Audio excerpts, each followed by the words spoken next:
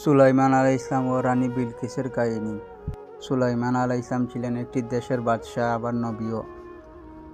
তাই তার দায়িত্ব ছিল অনেক। তিনি পশু পাখির বাসা বুঝতেন। আল্লাহ তাআলা এই আলোকিত ক্ষমতা দান করেছিলেন। রাষ্ট্রের গোয়েন্দাগিরি, সংবাদ আদান প্রদানে হুদহুদ পাখি ব্যবহার করেছেন। আল্লাহ তাআলা বলেছেন, আর সুলাইমান আলাইহিস-সালাম পাখিদের খোঁজখবর নিতে গিয়ে বললেন, আমি যে হুদহুদ পাখিকে দেখছি না। হুদহুদ সুলাইমান আলাইহিস-সালাম এর অত্যন্ত অনুগত ছিল। অন্য রাষ্ট্রের দরকারি খবরাখবর নিয়মিত সুলাইমান আলাইহিস-সালাম হুদহুদের মাধ্যমে নিতেন। সুলাইমান আলাইহিস-সালাম এর এই হুদহুদ নাম ছিল ইয়াকুর।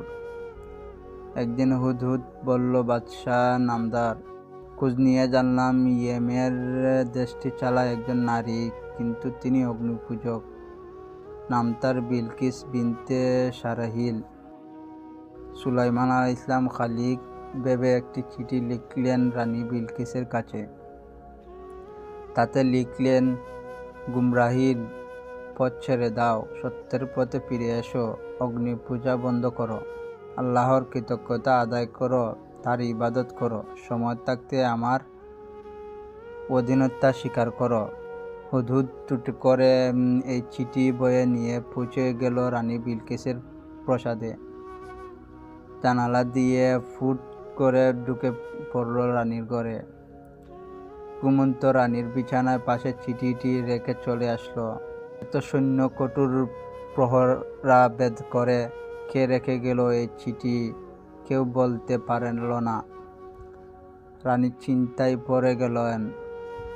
অনেক ভেবে চিন্তা সুলাইমান আলাইহিস-সালামকে সন্দেহ করলেন, কারণ সুলাইমান আলাইহিস-সালামের ক্ষমতা সম্পর্কে তিনি হয়তো জানতেন।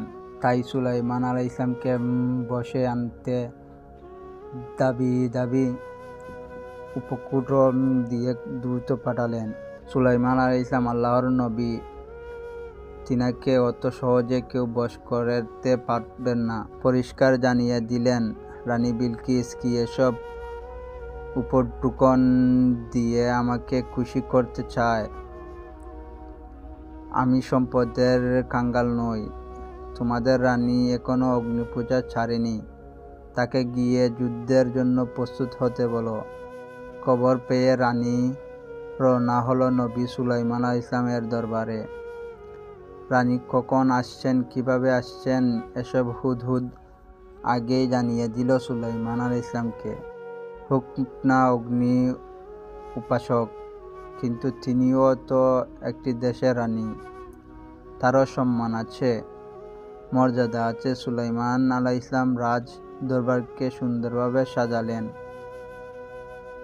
এখানে সেখানে ছড়িয়ে ছিটিয়ে দিলেন সুন্দর সুন্দর ফুল ও সুগন্ধি।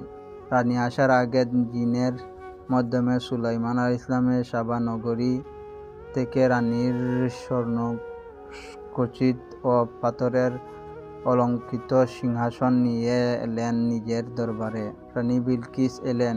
এখানে নিজের সিংহাসন দেখে তিনি ভেবেই পেলেন না কেমন করে এটা সম্ভব। সুলাইমান আলাইহিস-সালাম তাকে অত্যন্ত সুন্দরভাবে ইসলামের দাওয়াত দিলেন, আল্লাহর একত্ববাদের কথা বললেন। সব দেখে শুনে মুগ্ধ রানী। তারপর অগ্নিপূজা ছেড়ে দিয়ে তখন আল্লাহর একত্ববাদের বিশ্বাস করতে আগ্রহী হলেন। ফলে শামীম হলে বিচ্ছির শান্তির পতাকা, তাওহীদের পতাকা।